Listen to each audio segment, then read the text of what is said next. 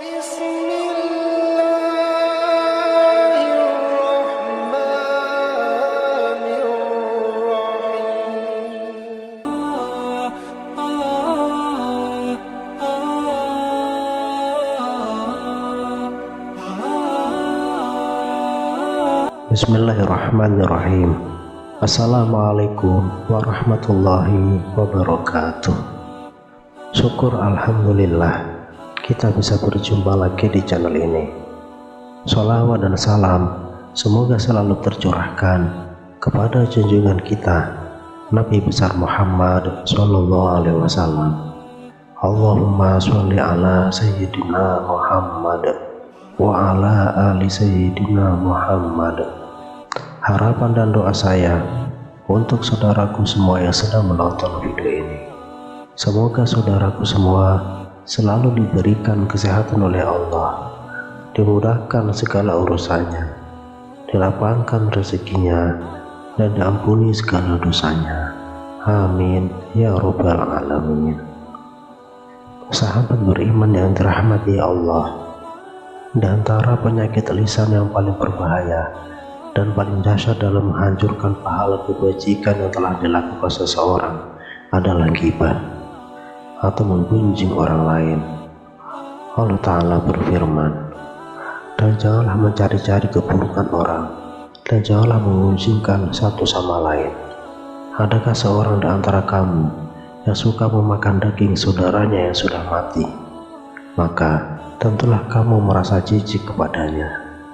Quran Surat Al-Hujurat ayat 12. Dan Allah juga berfirman, kecelakaanlah bagi setiap pengumpat lagi pencela. Quran Surat Al-Humazah ayat 1. Para ulama mengatakan ghibah adalah petir yang menghancurkan amalan taat.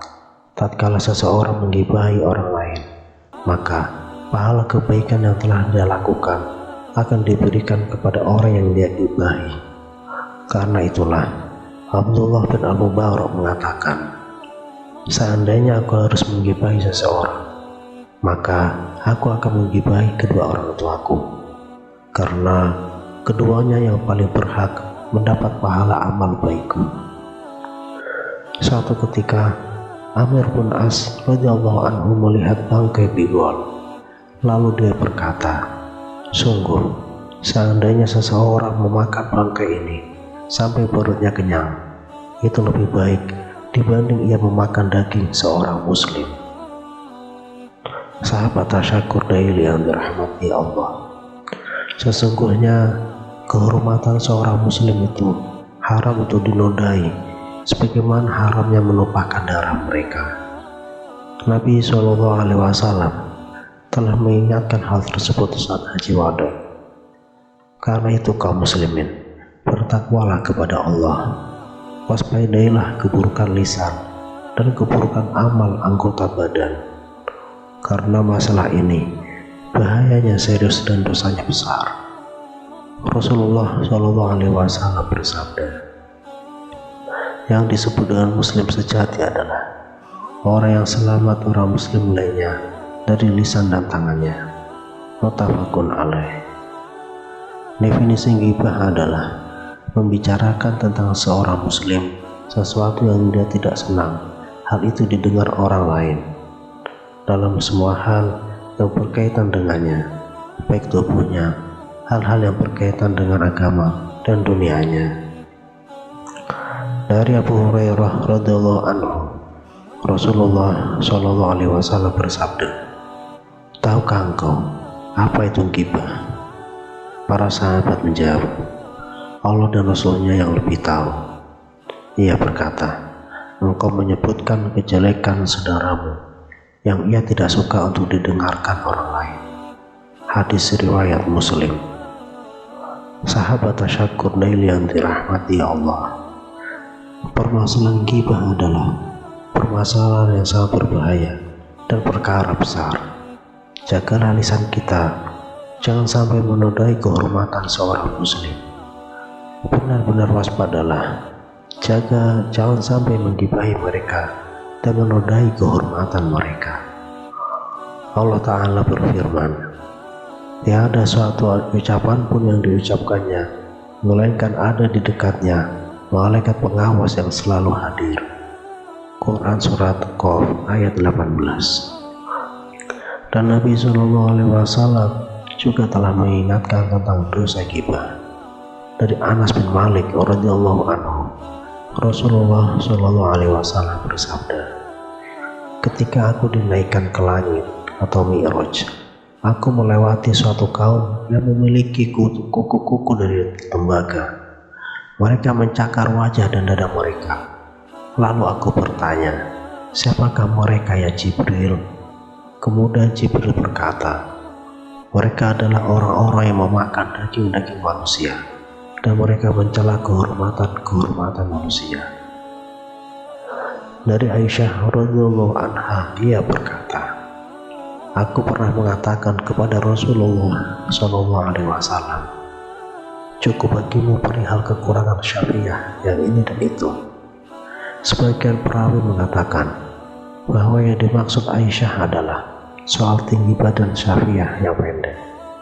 Rasulullah menegurku, kau telah melontarkan sebuah kalimat luar biasa yang bila dilemparkan ke laut, niscaya ia akan bercampur mengubah rasa air laut tersebut. Hadis riwayat At-Tirmizi. An-Nawawi mengomentari, hadis ini adalah hadis yang paling keras memberi ancaman tentang buruknya dampak dosa ghibah. Nas-nas di atas dan masih banyak hadis-hadis yang lain, semuanya menunjukkan bahwa ghibah merupakan akhlak yang buruk. Para ulama memasukkan ghibah sebagai salah satu di antara dosa besar. Karena itu, sudah menjadi kewajiban bagi seorang muslim untuk menjaga lisan mereka. Wajib bagi seorang muslim lebih sibuk memperhatikan kekurangan diri sendiri dibanding memperhatikan kekurangan orang lain. Nabi SAW bersabda, bukankah manusia itu dilemparkan ke dalam neraka dengan wajah tersungkur, tidak lain disebabkan hasil panen apa yang mereka peroleh dari lisan-lisan mereka. Hadis riwayat At-Tirmizi. Dalam hadis yang lain, Rasulullah SAW bersabda, barang siapa yang beriman kepada Allah dan hari akhir, maka hendaklah ia berkata baik atau hendaklah ia diam. Muttafaq alaih. Sesungguhnya kewajiban bagi seseorang tatkala dia mendengar ada orang yang menggibahi seorang muslim lainnya, ia menyanggah dan membuat agar si pelaku diam. Kalau seandainya ia tidak mampu atau orang tersebut tidak menerima nasihatnya, wajib baginya untuk pergi dari tempat tersebut. Allah Subhanahu wa Ta'ala berfirman, dan apabila mereka mendengar perkataan yang tidak bermanfaat, mereka berpaling daripadanya. Quran Surat Al-Qasas ayat 55. Di dalam hadis disebutkan, siapa yang membela kehormatan saudaranya, maka Allah akan menjauhkan wajahnya dari api neraka pada hari kiamat nanti. Hadis riwayat At-Tirmizi. Wallahu a'lam. Wassalamualaikum warahmatullahi wabarakatuh.